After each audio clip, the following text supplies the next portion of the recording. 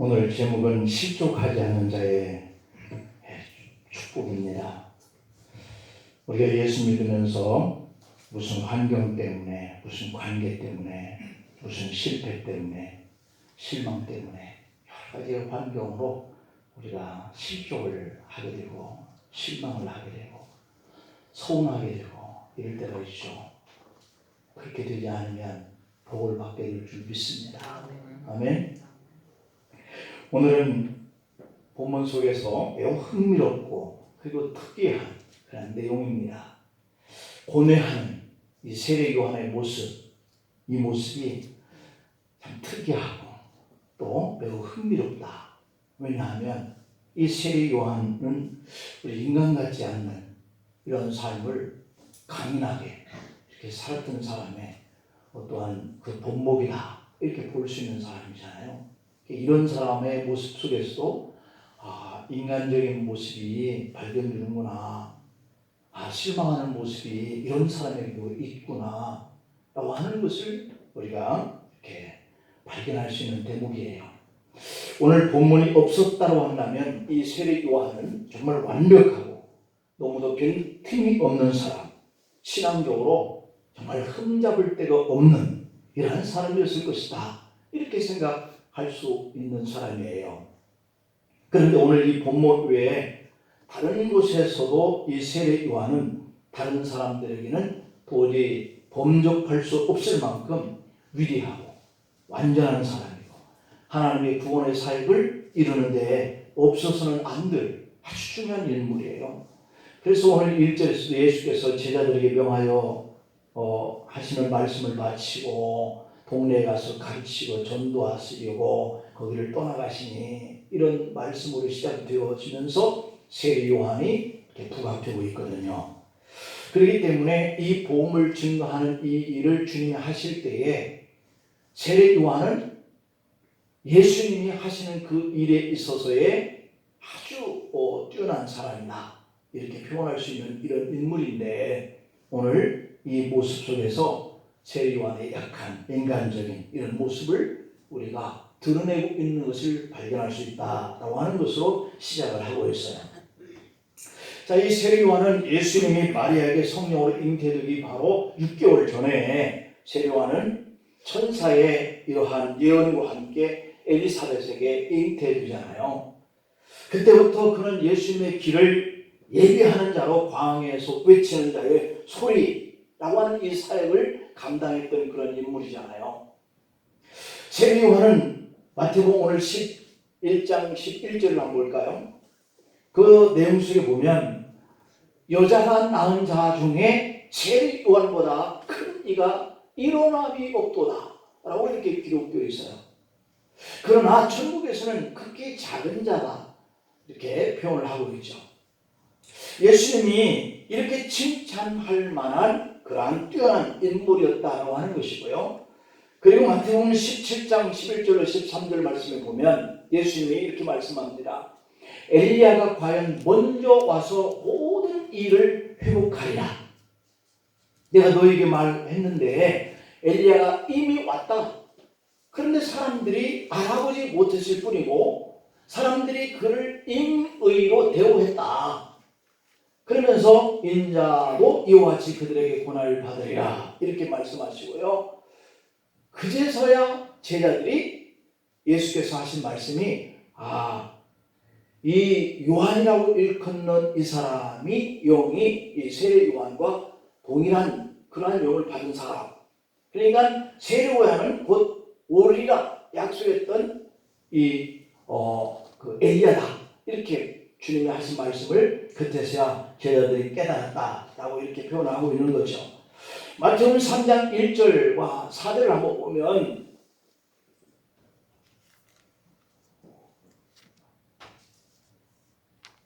그때 세례 요한이 이르러 유대 광야에서 전파하여 말하되 이렇게 시작하고 있고 4절에는 이 요한은 낙타 털 옷을 입고 허리에 가죽띠를 띠고 음식은 메뚜기와 석청이었더라 이렇게 기록하고 있습니다.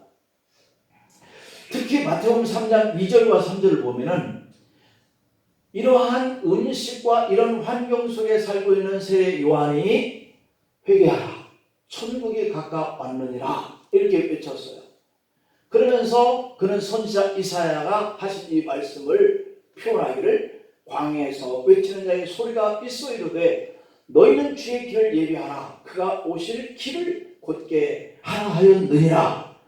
그러니까 세례 요한은 그분 예수께서 오실 그 길을 네가 예배하라, 곧게 예배하라 이렇게 외쳤다라고 하는 그러한 자신을 소개하고 있는 모습을 볼 수 있어요.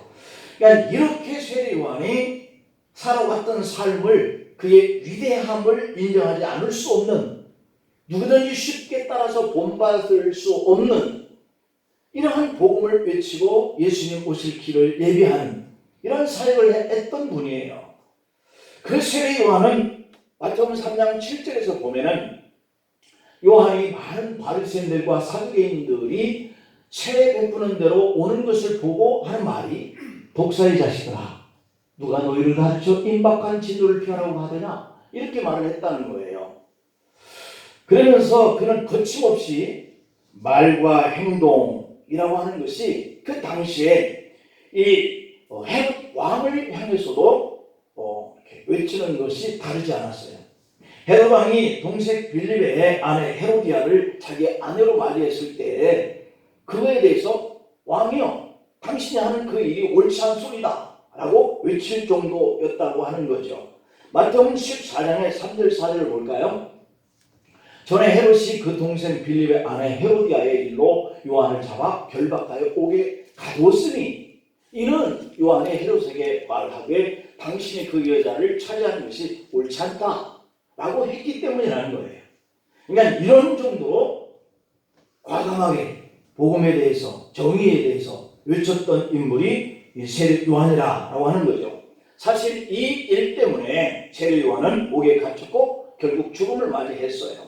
이렇게 당당하고 마치 투사와 같고 그리고 충성스러운 주님의 종이었던 세례 요한이었기 때문에 위대한 그러한 선지자라 이렇게 인정을 받을 수 있었다는 거죠.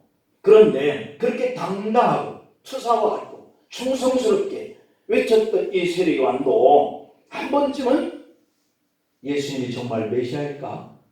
라고 하는 이런 실망을, 이런 의심을 하기에 이르렀었다라고 하는 거예요. 그래서 인간적인 모습이 그에게도 있었구나. 이걸 우리가 깨달을 수 있는 것이죠.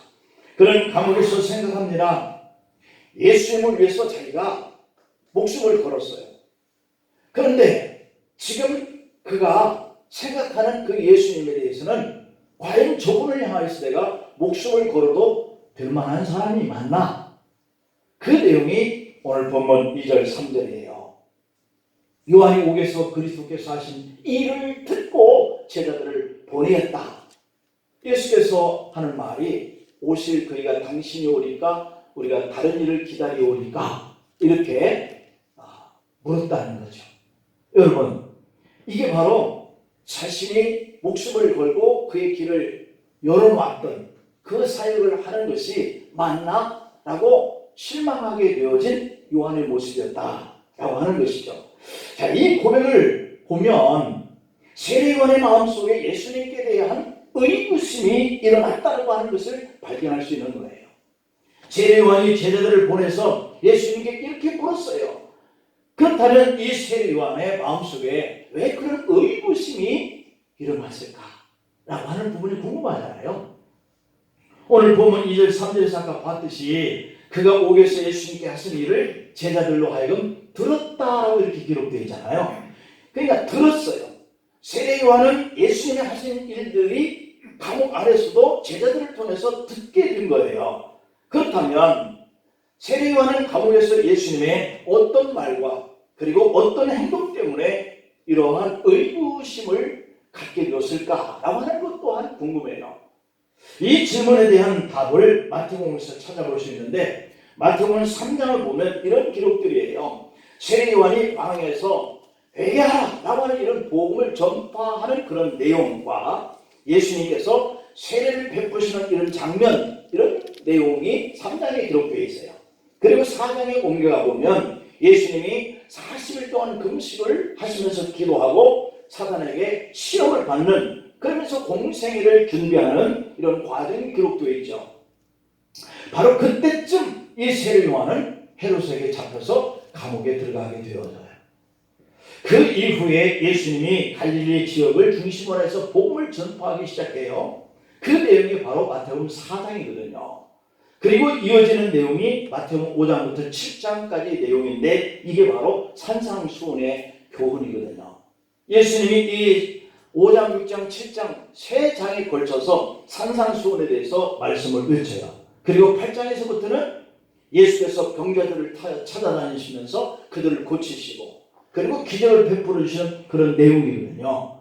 나병 환자를 고치고 그리고 베드로의 장모를 고치고 그리고 귀신 들린 자들에게 귀신을 내어 쫓으시고 바다와 그리고 바람을 잠잠케 하게 하는 이런 이적을 행하셔요. 중풍병자를 고치시고 혈류증 앓던 여인을 고치시고 맹인의 눈을 뜨게 하시고 말 못하는 사람을 고치시는 사역을 하시는 거죠. 그런 사역에 주님은 제자들을 부르시고 하나님의 나라에 대한 강론을 하셔요. 오늘 본문도 그렇게 강론하시던 중 천국에 관한 말씀을 하시던 중에 세례 요한에 관한 내용을 말씀하는 내용이 기록되어 있는 거죠. 자, 그런데 이렇게 시작하시는 예수님의 그 이야기가 감옥에 있던 세례 요한에게 그대로 전해졌다라고 하는 거거든요. 문제는 이런 예수님의 사역이 세례 요한에게 전해졌을 때 세례 요한은 왜 예수님에 대해서 실망하고 의구심을 품게 되었느냐라고 하는 거잖아요. 그것은 세례 요한이 감옥에 갇히기까지의 모습에서 그 이유를 찾아볼 수가 있어요.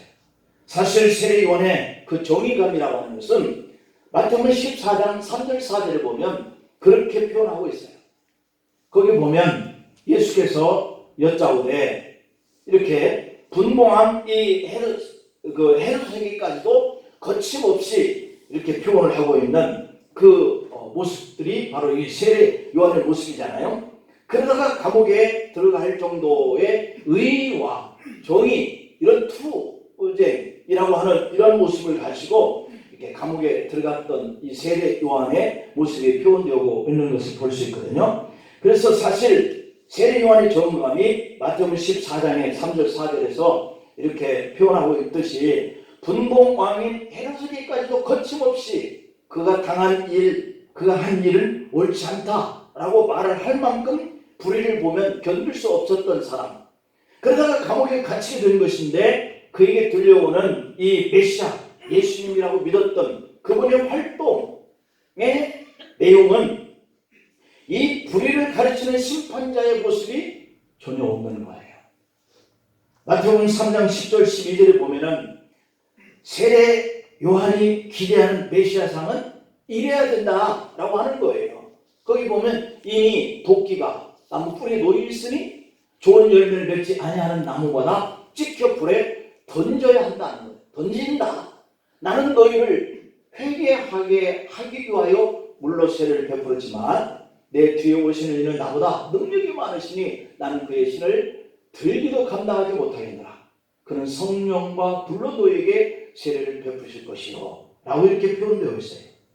여러분, 그리고 계속해서 하는 말이 손에 키를 들고 자기의 타작마당을 정하게 하는, 손에 키를 들고 자기의 타작마당을 정하게 하시는, 그러면서 알곡은 모으고 곡간에 드리고 쭉정에는 꺼지지 않는 불에 태우시리라. 그러니까 세례 요한이 자기가 예비하시는 그 예수 메시아가 너희 앞에 서서 하시는 그 일을 알곡은 걷어들이고 쭉정에는 불에 태우는 이런 사역을 하실 분이야 라고 외쳤단 말이에요. 그러면 지금 세례 요한은 감옥에 있거든요. 제자들이 예수님에 대한 그러한 소식을 전해주고 있는데 세례 요한이 예수님께 대한 그 기대감은 이런 소식이 아니라는 얘기죠. 그는 이제 메시아 예수님이 바로 그 심판의 일을 시작하셨으니 자신은 죽어도 괜찮다라고 생각하고 있었거든요. 자신이 못다한 그 모든 알곡과 쭉정이를 나누실 것이다 라고 기대하면서 감옥에 갇혔어도 자기는 이제 죽어도 예수님이 자기가 하지 못한 그 사역을 하실 것이기 때문에 괜찮다라고 하는 마음을 가지고 있었거든요. 그리고 어쩌면 헤롯을 심판하고 더불어서 자신도 감옥에서 혹시 나올 수도 있지 않을까라고 하는 기대감도 있었을 것이에요. 그러나 도리어 예수님을 하신다라고 하는 이 소식이 제자들에게 들려오는 말을 들어보니 심판이 아니라 가난한 자가 복을 받는다는 거예요. 노하지 말고 비판하지 말라는 거예요. 악한 자들을 대적하지 말래요. 일상적인 말씀을 하시는 거예요. 너희가 구제할 때는 은밀히 행하고 금식으로 기도하되 의식하지 말라라고 말씀을 해요. 예수님의 사역과 함께 시작될 그 심판을 내심 기대했던 이 세례 요한에게 이렇게 전하고 있다라고 하는 예수님의 소식이 받아들이기가 어려워요. 이런 사역을 하고 계신다는 예수님을 위해서 내가 죽어야 하나? 하는 이러한 실망감이 들기 시작하는 거죠.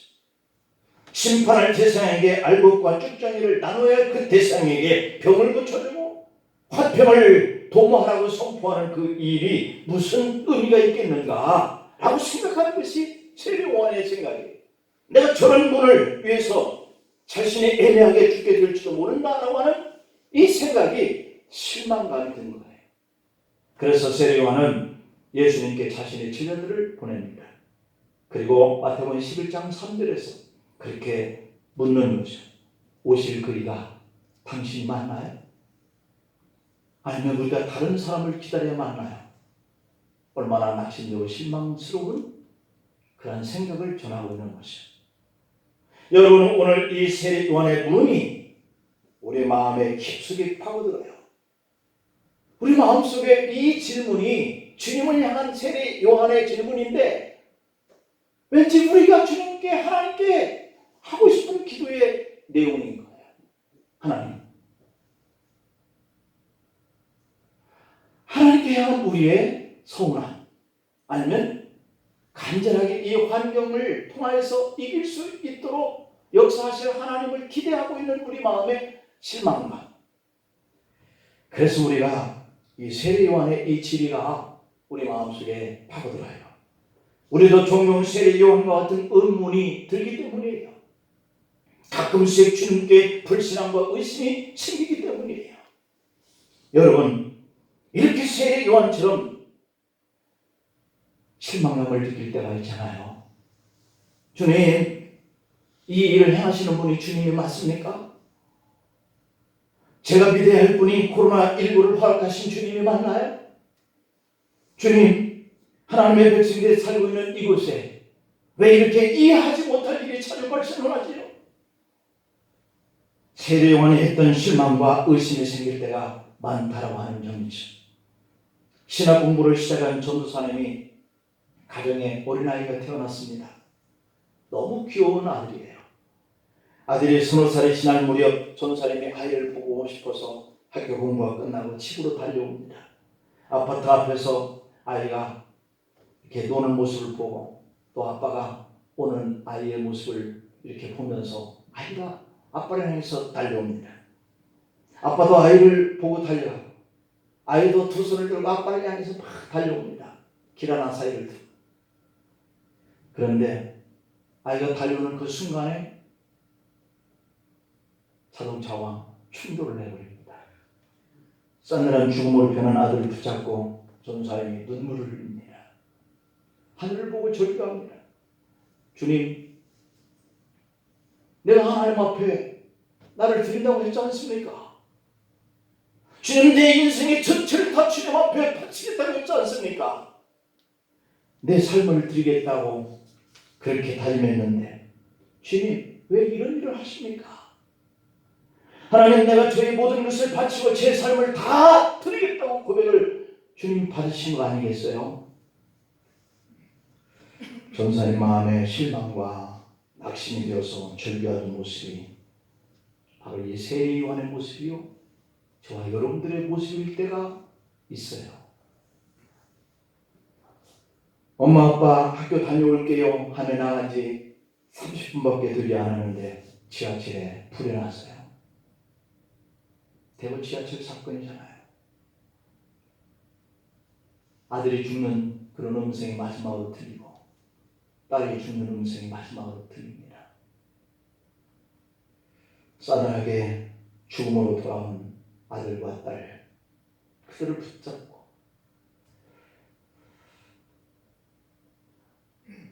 부모들이 무슨 말로 하나님 앞에 그렇게 외쳤는지 우리는 잘 알고 있잖아요. 하나님을 믿었던 딸이고 하나님을 잘 믿었던 가정인데 그들이 세례 요한처럼 절규했을 거예요. 하나님, 제가 믿었던 하나님 맞나요? 앞으로도 계속 믿어야 할 하나님이 맞나요? 주님, 정말 저희가 평생 의지할 수 있는 분이 맞습니까? 나름대로 바르게 살려고, 나름대로 주님의 뜻대로 살려고 했지 않습니까? 나름대로 많은 봉사와 나름대로 많은 헌신도 했지 않습니까? 그런데 뜻밖의 모함을 당하기도 하고 거짓 증언도 받기도 하고 죽음의 문턱까지 내몰리기도 하고 죽음의 자리로 추락하기도 합니다. 너무도 억울하고 가슴이 아픕니다. 그러면 믿는 성도라 할지라도 실망과 의심이 밀려들시오. 하나님은 저의 정직함을 잘 아실 텐데 왜 저에게 이런 일이 일어나게 하나요? 하고 아파하지만 하나님은 말씀이 없습니다. 하나님은 피할 길도 열어주신다고 하셨는데 이럴 때까지도 전혀 움직이지 않는 것처럼 보입니다. 그때는 이렇게 의심합니다. 하나님, 정말 하나님 맞나요? 제가 평생 주님을 의지해도 되는 그 주님이 맞나요? 라고 실망을 하게 되는 것이죠. 사실 살면서 우리가 생각하는 그 기대감과 전혀 다르게 행하시는 하나님을 경험할 때가 솔직히 여러분들에게 있지 않습니까? 그때마다 당혹스럽고 그때마다 당황스러워서 그 고통의 의문을 가지고 주님 앞에 설 때가 참 많잖아요. 마치 불신앙에 가까워지듯이 우리 마음속에 의심이 밀려듭니다. 참으로 다행인 것은 바로 이 세례 요한도 그랬다는 거죠. 우리가 믿음이 없어서 그런가 했더니 이렇게 밥도 그냥 돌 위에 다니는 꿀 이런 거나 따먹고 광야에서 살았던 주를 위해서 복음을 준비하고 외쳤던 이 세례 요한, 왕 앞에서도 그의 정의를 꺾지 않냐고 외치다가 감옥에서 죽었던 이 세례 요한도 이럴 때가 있다라고 하는 것을 보면 우리가 믿음이 없어서 그런 건 아니구나 하는 이런 다양한 마음을 우리가 갖게 되기도 하죠. 여러분, 그러나 주님은 세례 요한의 질문을 받고 마태복음 11장 4절부터 6절까지 해서 이렇게 말씀하죠. 예수께서 여짜오되 오실 그이가 당신이 오니까 우리가 다른 일을 기다려 하오리까? 그때 뭐라 그래요? 예수께서 여짜오되 이렇게 말씀합니다. 여러분, 너희가 가서 듣고 보는 것을 요한에게 알리되 맹인이 보며 못 걷는 사람이 걸으며 나병 환자가 깨끗함을 받으며 못 듣는 자가 들으며 죽은 자가 살아나며 가난한 자에게 복음이 전파된다. 누구든지 나로 말미암아 실족하지 아니하는 자는 복이 있도다 하시니라. 아멘. 그러니까요, 주님께서 우리에게 선포하신 이 축복을 받는 게요 쉽지 않다는 얘기예요. 누가 자식이 죽는 앞에, 누가 교통사고 앞에, 누가 전철에서 죽는 그 딸 앞에 하나님을 믿는 이 믿음의 사람들이 실족 안 하는 것이 이렇게 쉽겠냐는 거죠. 하나님을 바라보면서 원망하고 실망하지 않는 이 부르짖음 앞에 누가 자유할 수 있겠느냐, 그런 사람이 이렇게 쉽겠냐는 거죠. 그러니 복을 받는 사람은 그렇게 쉽지 않아요. 예수님은 자신이 하는 일을 정확하게 세례 요한에게 전하라고 그랬습니다. 그리고 마태복음 11장 6절에서 이렇게 말을 해요. 누구든지 나로 말미암아 누구든지 나를 믿다가 실망하거나 실족하지 아니하는 복이 있다. 이죠?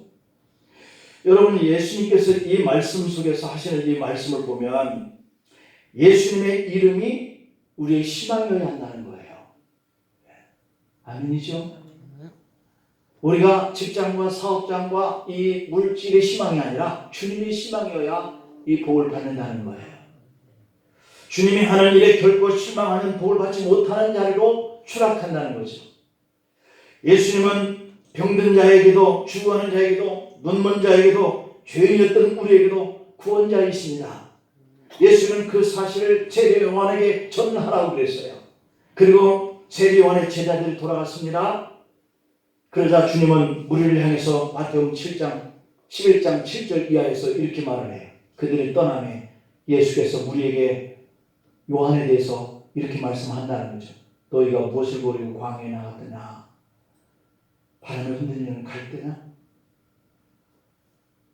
그러면 너희가 무엇을 보려고 나갔냐? 부드러운 옷을 입은 사람이냐?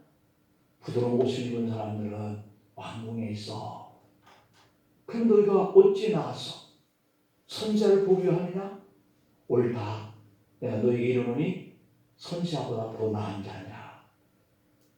기록된 바 보라, 내가 내 사자를 네 앞에 보내노니 그가 네 길을 네 앞에 준비하리라 하신 것이 이 사람에 대한 말씀이냐 이렇게 표현합니다. 여러분, 그러면서 주님이 하시는 얘기가 여자 낳은 자 중에 세례 요한보다 큰 이는 없다. 그러나 천국에 들어가 있는 사람은 이 사람 비교해 보면 세례 요한은 극히 작은 거야. 작은 자에 불과해 라고 표현하고 있습니다. 그러니 천국에 들어가는 사람들의 믿음은 얼마나 클까요? 세상에서 가장 여자 낳은 자 중에 큰 사람이 세례 요한인데 그럼 천국에 있는 사람은 얼마나 큰 믿음을 가졌다라고 하는 말씀이에요. 여러분, 세례 요한을 주님은 책망하지 않아요. 가장 여자가 낳은 자 중에 큰 자라고 칭찬해요. 하지만 그는 부드러운 옷을 입고 편안한 길을 가는 것이 아니기 때문에 예수님을 위해서 고난받는 것을 실망하면 안 된다는 말씀이에요. 원래 세례 요한은 부드러운 옷이나 잔목구에서 주님을 예배한 것이 아니잖아요. 그런데 이제 감옥에 있어서 그가 예수님께 향한 그 물음은 거기에서 실망하고 있다 하니 주님이 문득 서운하고 그리고 인내해야 할 때 인내하지 못하는 이 세례 요한에 대해서 안타까움을 표현하는 거죠. 여러분, 우리가 이 땅에서 부드러운 옷을 입고 편안한 공간을 찾기 위해서 우리가 예수 믿는 건 아니잖아요. 천국 가기 위해서 믿는데, 근데 그것들 때문에 어느 순간 우리가 주님 천국에 들어가게 한 우리 구원자 그 예수님을 보고 실망할 때가 있단 말이에요. 그래서 예수님은 네가 광야에서 나의 길을 예배하지 않았느냐? 광야에서 네가 나를 예배하지 않았느냐? 너에게 맡긴 일을 잘 감당하지 않았느냐? 지금까지 잘 해왔지 않느냐? 이 말씀은 저와 여러분들에게도 동일한 말씀이에요. 지금까지 열심히 맡은 일을 해왔지 않습니까?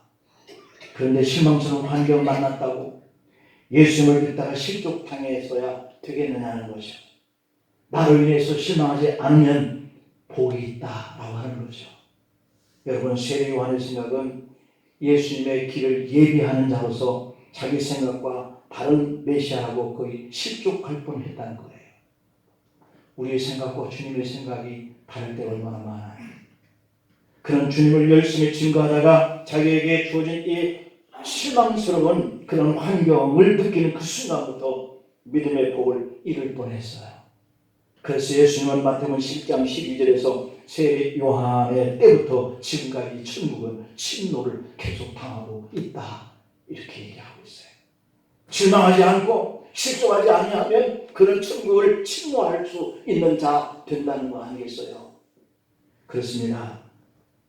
예수님의 사랑은 변질되지 않아요. 다만 그 믿는 우리가 실망하느냐 아니하느냐에 따라서 달라진다는 거예요. 어느 순간에 땀을 흘리고 정말 무릎을 꿇고 수고를 다해서 주님의 교회를 섬겼는데 문득 마음에 서운한 생각이 들어오면서 내가 왜 이러고 있지? 내가 지금 무슨 짓을 하는 거야?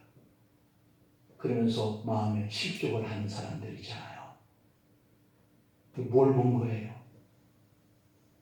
내가 지금 무엇 때문에 일한 거예요? 그러지 말아야 한다는 거죠. 로마 지역에 살던 그리스도인들은 정부로부터 박해를 받게 되면서 예수님을 믿는 신앙에서 떠나서 다시 유대교로 돌아가자 이렇게 생각을 했어요. 예수님을 믿었는데 오히려 고난과 핍박을 받으면서 그들은 예수님에게 실망하게 된 것이죠. 주님은 오늘 그런 환경 속에서 실망하고 주님을 떠나려고 하는 성도에게 무엇을 보려고 광야에 나가냐, 무엇을 보고 나를 믿느냐, 무엇 때문에 너희가 교회에 나왔느냐, 흔들리는 갈대냐, 부드러운 옷을 입은 사람이 있느냐, 너희가 어찌해서 광야에 나갔더냐, 나를 믿어라. 나로 말미암아 실수하지 않는 자는 복이 있어. 우리가 겨우 환경 때문에 지금까지 믿었던 그 믿음에서 흔들리기 위해서 주님을 믿지는 않았잖아요. 세상에는 잘 사는 사람들이 많은데 그럼에도 불구하고 우리가 왜 교회에 나왔었느냐 주님은 묻고 있어요. 너희가 무엇을 보려고 교회에 나왔더냐? 목사가 어떤 말을 전하고 어떤 기도를 드리는지 구경하러 나왔더냐? 교회가 어떤 일을 하는지 판단하고 점검하러 나왔더냐? 열심히 헌신하고 봉사한 것 인정받고자 나왔더냐? 그러나 너희가 나를 믿고 교회에 나와 나로 인하여 실망하지 않아야 복이 있도다. 아멘입니까? 미국 부호였던 에드워드 모레이 씨가 나이 42세에 안수집사가 되었어요. 그 당시 안수집사도 많지 않을 때이기 때문에 이 안수집사 하면 그때 당시의 교회에서는 대단한 중직이었다고 합니다. 에드워드 모레이는 안수집사가 된 후에 12년 동안 교회를 위해서 물질로 충성을 다했어요. 교당 증축 공사금 3분의 2를 책임질 만큼 그는 물질로 교회에 헌신을 다했어요. 자선기관에 연 10만 불씩 우리 돈으로 한 1,200원 정도 따져보면 약 한 1억 2천만 원 정도씩을 매 해마다 이렇게 자선기관에 예수의 이름으로 기부를 했어요. 신학교의 학생들 양성 장학금으로 매달 6천만 원씩 기부를 했어요. 그 외에 어려운 작은 교회를 위해서 선교 헌금을 보냈어요. 그런데 장로 피택을 하는 때에 3분의 2표를 얻어야 장로가 피택되는데 3표가 모자라서 떨어졌다 그럽니다. 당선되지 못한 일로 크게 실망하여서 실족하고 말았어요. 시험당하고 말았어요. 장로 피택에서 떨어진 후에 교회를 떠나 한 달 만에 교회 앞에 공개장을 보내왔습니다. 그 공개장에는 이렇게 적혀 있었습니다. 하나님은 눈이 멀었습니다. 하나님을 추종하는 교회를 또 눈이 멀었습니다. 10년간 내가 교회를 위해서 공헌한 돈을 따지면 엄청납니다. 그럼에도 불구하고 하나님과 교인들이 나를 장로로 선출하지 못하는 것은 눈이 멀었기 때문입니다. 라고 공개장을 보내왔다는 거죠. 그리고 공개장을 교회에 제출한 지 17일 만에 에드워드 모레이 안수집사의 눈이 동공장애가 왔다 그럽니다. 그의 눈이 장애를 치료하기 위해서 백방으로 애를 썼습니다. 그러나 결코 눈이 멀고 말았다는 거죠. 그 후에 그는 이런 간증을 남겼습니다. 주님을 위해 충성과 헌신을 한 다음에 자기에게 다소 대우가 소홀했다고 해서 하나님의 이름을 걸고 실망하지 말아야 한다 라고 알려주셨어요. 주님과 교회를 위해 일이 많고 충성하고 헌신하고도 다소 사람들이 알아주지 않는다고 해서 하나님의 이름을 걸고 실망해서는 안 된다는 거예요. 오늘 우리도 이 세례 요한을 보고 깊은 것을 깨달아야 합니다. 나의 고난 때문에 예수님을 외면하고 실망하고 서운해하고 있지는 않는지, 우리 자신의 육적인 욕망에 기대치가 못 미친다고 해서 실망으로 나를 구원하기 위해서 십자가에서 죽으신 예수님을 밀어내는 것은 없는지, 주님을 실망시키고 나도 실망당하는 그러한 성도의 자리에 있는 모습은 없는지, 예수님을 잘 믿는 우리에게 어떤 고난과 어려움이 와도 실망치 아니하면 너에게 복이 있을 것이다. 나와신 이 말씀을 기억하면서 한 주 동안도 승리하시기를 축원합니다. 기도하시겠습니다. 아버지 하나님, 저희들은 때때로 실망할 때도 많습니다. 실족당할 때도 많습니다. 주님, 환경이 왜 이래요? 주님, 제가 주님 앞에 제 목숨을 다 드리고 제 삶을 드린다고 했잖아요. 그런데 왜 자녀를 빼앗아가기도 하고 사업을 망하기도 하고 내 몸에 장애가 생기기도 하고, 왜 그래요? 우리는 이렇게 숱하게 왜 그래요? 원망하고 서운한 마음 때문에 우리가 주님 앞에 예비된 그 복을 놓칠까 안타까운 심정으로 오늘 이 세례 요한의 모습을 돌아보면서 한 주 동안 이 말씀 붙들고 세상을 향해 나갑니다. 주님, 왜 그래요가 아니라 주님 감사해요. 주님 감사해요. 고백하는 한 주 한 되게 해주시고, 일터와 사업장에 가정에 평강을 주시고 형통한 때를 주시고 우리 자녀의 길을 열어주시기를 원하며 주님 앞에 받은 바의 사명을 충성되이 헌신되이 잘 감당할 수 있도록 축복해 주옵소서. 몸된 교회를 지켜주옵소서. 흔들리지 않게 하시고 이 재단에 출입하는 온 성도들이 어디에서 무엇을 하든지 복을 받게 하시고 어떤 간구와 소원을 나누고 기도할지라도 다 응답하여 주시옵소서. 자녀들을 보게 하여 주옵습니다. 심히 어려운 때에 직장을 잃지 않게 하옵소서. 저들이 나가는 그 길을 주님의 동행하여 주시옵소서. 생명 주시는 자 안에서 모든 것을 할 수 있도록 역사하여 주시고, 하나님이 나라의 인도 이 백성들을 보호하여 주시고 나가는 길을 열어 주시옵소서. 들려오는 소식들이 좋게 하시고 모두가 다 편한 가운데 만날 수 있도록 역사하여 주시옵소서. 예수님의 이름으로 기도합니다.